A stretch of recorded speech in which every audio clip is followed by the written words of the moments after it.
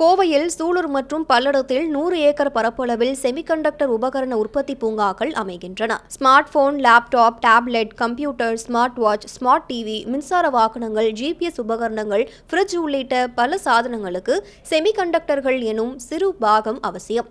Tamil Nadu semiconductor இயக்கம் 2030 செயல்படுத்த 500 கோடி ரூபாயை ஒதுக்கீடு செய்து தமிழக அரசு அரசாணை பிறப்பித்துள்ளது.